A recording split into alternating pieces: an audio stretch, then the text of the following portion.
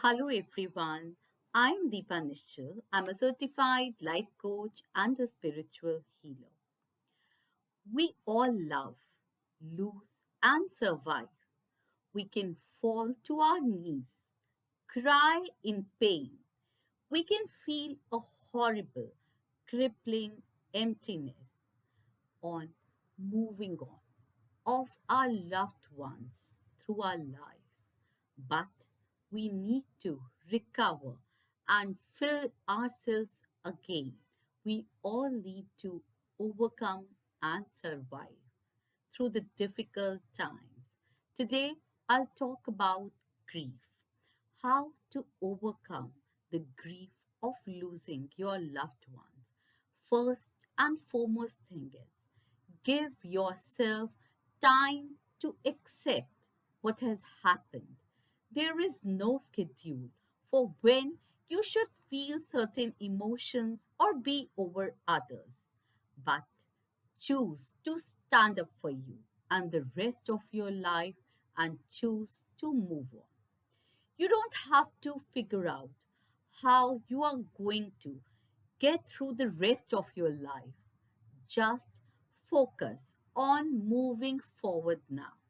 It is very, very normal to cry, feel depressed, but you need to keep putting one foot in front of another. That means you need to keep moving forward. You have to continue carrying on with your life, regardless of the loss you are going through. Expect that the day will come that you will begin to see the hope again. You can survive. You have all the strength to overcome through this. Accept that your emotions are a natural part of the grieving process.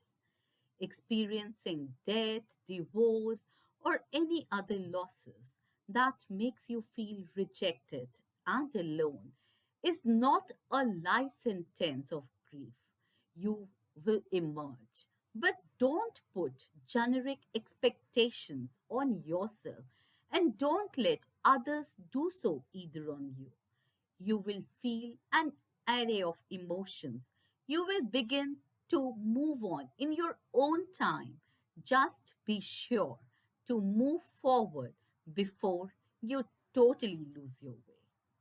One of the most frequent struggles you may face when you lose someone is a sense of being out of control because you're not able to control when someone leaves you. Even though we cannot have the control, we are not victims, or at least we don't have to play the victim. There is a point in this process where you can and you must choose to take a stand for how you are going to react to this hard hit. You must actively, consciously choose to focus on what you can change and accept what you can't change. This means mentally, emotionally, and spiritually accepting the reality of your loss and letting go of the past that you cannot bring back. Although it may feel like you are alone in your experience, but try talking to someone whose presence is a source of comfort for you. Sometimes a passionate person may be of a great help. It's easy to get stuck in the negative experience and all the emotions of it. But you need to work, prevent getting stuck in any kind of anger or bitterness. Do what you need to help you get unstuck. This can be different for different people. Maybe you can take up any new hobby, but just keep yourself busy and get unstuck. There is a wisdom in the old saying about living every day as if it was your last day. That doesn't mean that you should go out and be reckless, but rather recognize that the unexpected can happen to you anytime. Nurture the relationships which you have with your loved ones.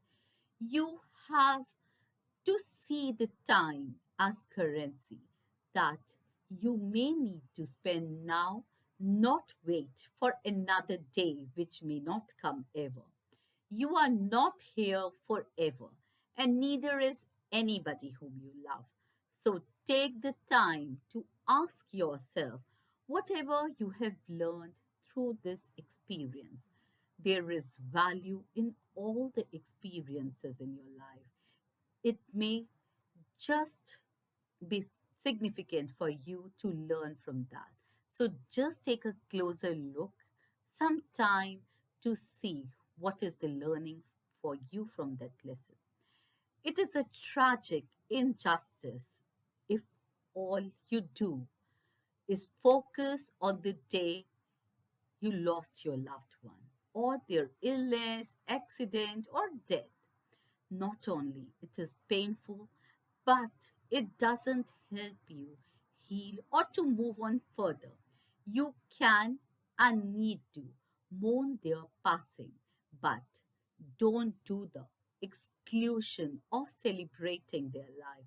Remember, life does not stop just because the person is not alive. Ask yourself if your loved one really wanted to stop your life because they are no longer alive. The past is over. The future has not happened yet. Adopt an attitude which says, the only time is now. I need to live in the present moment. Thank you.